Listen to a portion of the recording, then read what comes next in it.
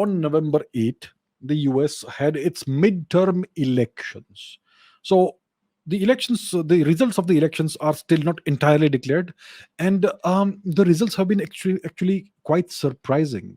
Some people are calling the US midterms as a referendum. They're terming it a referendum on Donald Trump and various uh, things like that. And the results have been surprising. It's still not clear who's going to control the House of Representatives, who's going to control the Senate, and all that. It's still up for grabs. So let me. Do we have any results on the screen? Let me see. Yeah, let me put this on the screen. Uh, Let me do it very rapidly. The results of the midterm elections. We still don't have clarity. Here we are. Okay. So now let me give you some context as to what the US system is like. So in the US, you have two houses of Congress. In India, in the parliament, we have an upper house and a lower house. The upper house is called the Rajya Sabha, the lower house is called the Lok Sabha. Yes. In the US, there are two houses of Congress. The lower house is called the House of Representatives, and the upper house is called the US Senate. Yes. So the US Senate has 100 seats, 100 seats. Each member of the Senate has a 6-year term. Each member of the Senate, of the US Senate, has a 6-year term. So in the US Senate, with 100 seats, for a majority, you need 51 seats. And the US vice president is the de facto or ex officio president of the Senate. And the US vice president may cast a tiebreaker vote in case it is needed. And there is a special kind of thing. It's called a filibuster, in which. So, what this means is that you need 60 votes in the US Senate to pass a law. The lower house is called the US House of Representatives, which has currently 435 seats. Each of the members of the House of Representatives has only a 2-year term. They don't have a 4-year term or a 6-year term. They only have a 2-year term. And in the House of Representatives, for a majority in the House, you need 218 seats. And obviously, the party that gets the majority gets to select the Speaker of the House. So after the 2020 elections, the control of the House of Representatives, the control of the Senate, and the presidency all have resided with the Democrats. The Democrats control everything. The president of the US is a Democrat. The Senate has a Democratic majority, and the House of Representatives has a Democratic majority. Right. In the US, obviously, as you know, I think you know, there is a two-party system. The Republican Party and the Democratic Party are the two major parties, the only two parties that really matter. There are some other parties like the Libertarian Party, the Green Party, the Constitution Party, and other things, but they are essentially irrelevant. So the US is a two-party system. It's a two-party state. Democrats and Republicans.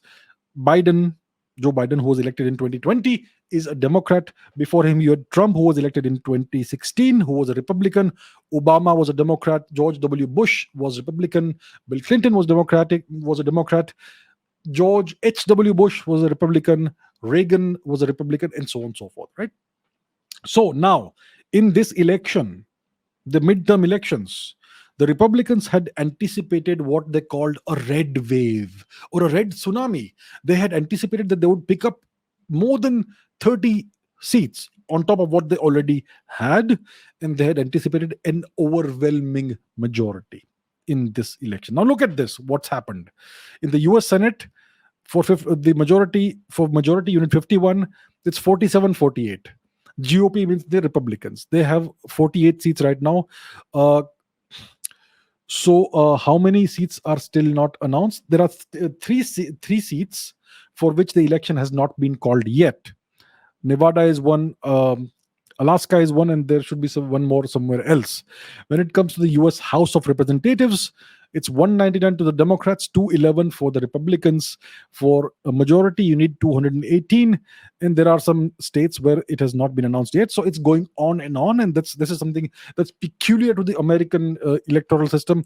In India, once the election on the day that the election results are announced, everything is announced on the same day because we have electronic voting.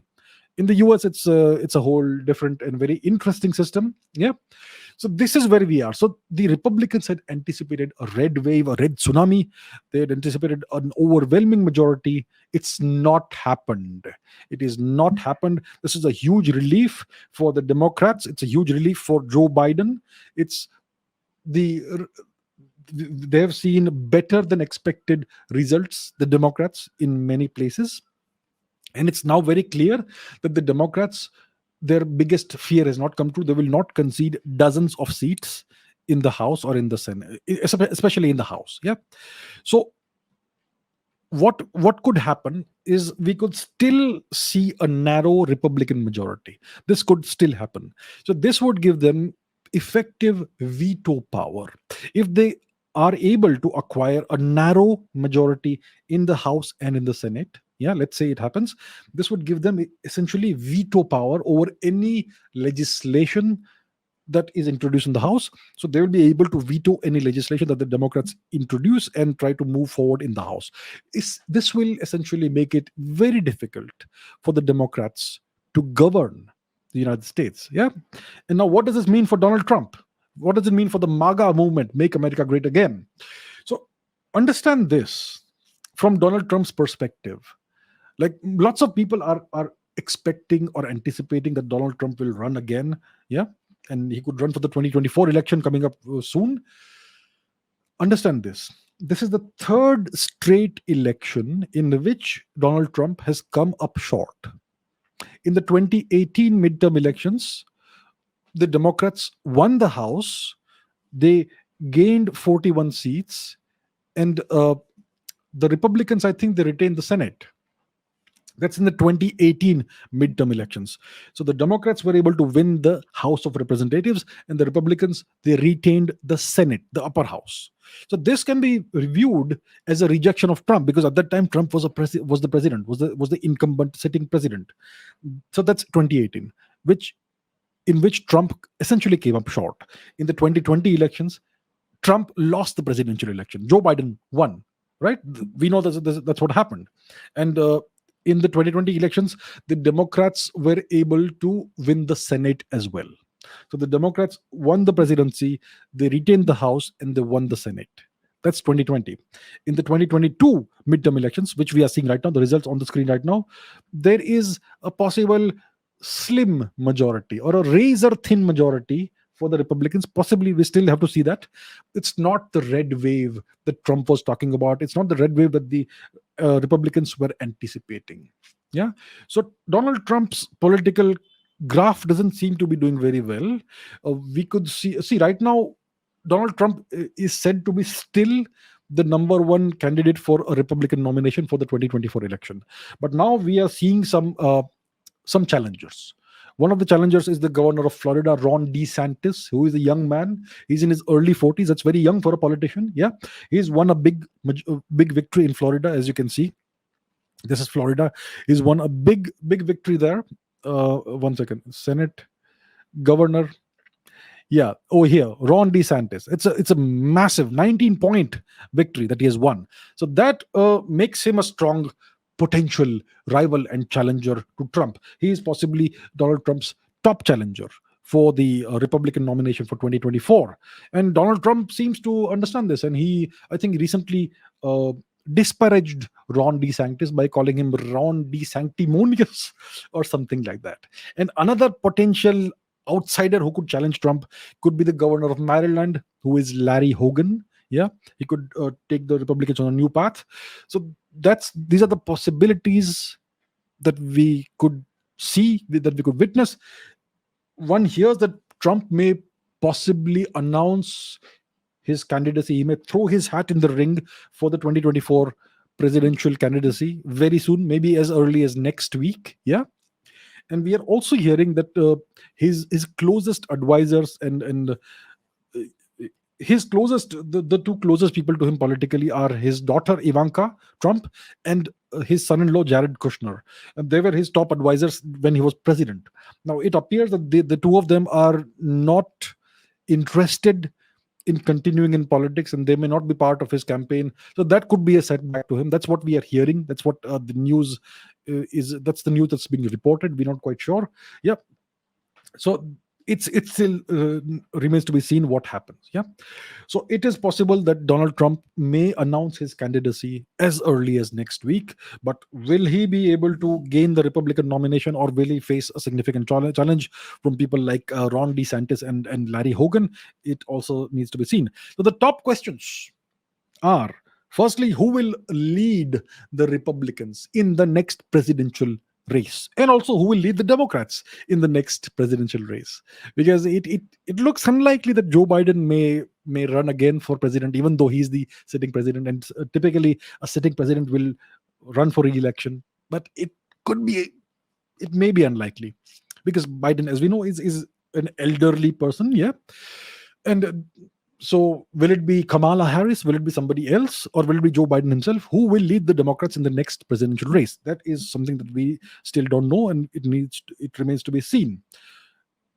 If the Republicans win a razor thin majority in the House and the Senate, will Biden become a lame duck president, a president only in name?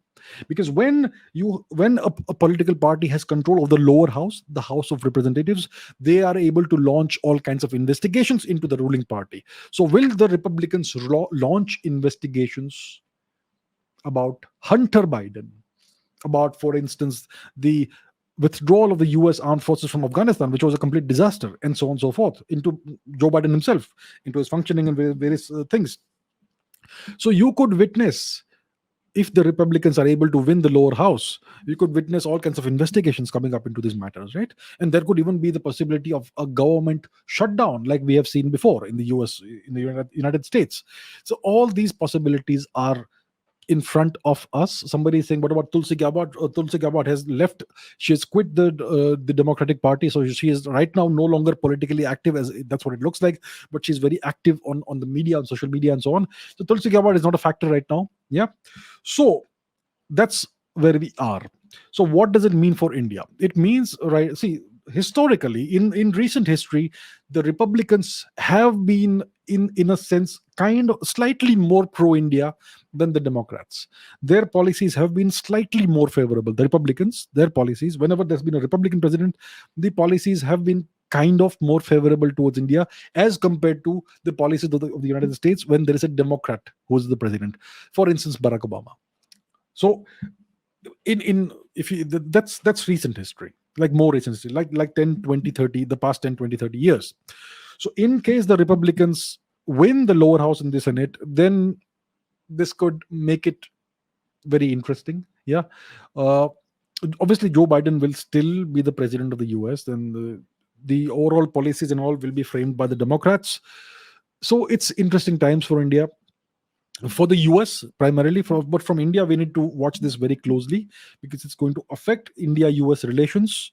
Joe Biden, as you know, as president, he has not appointed an ambassador to India, a US ambassador to India, for almost 2 years. The position is lying vacant, which kind of indicates that the US doesn't that this current administration is not very interested in having good relations with India, and maybe it's kind of sending some messages to the Indian government and trying to exert some kind of pressure on the Indian government. So clearly, relations are not very good right now. In case Trump runs again, or in case there is a strong Republican candidate for 2024, then things could be different. But that's where we are. So right now, it's a very confusing time, wherein from the US perspective, there is still not enough clarity about who's going to win the House, who's going to win the Senate. As you can see, the House is still in limbo. The Republicans seem to be inching towards a majority. Uh, in the Senate, it's even tighter. Yeah. So that's the situation that we are witnessing, and this is all going to have a direct impact sooner or later on India US relations. Yeah. So yeah, that's where we are. I think by the time we do the next Indian interest live stream, we will have more clarity on this. So we will revisit this in the next live stream.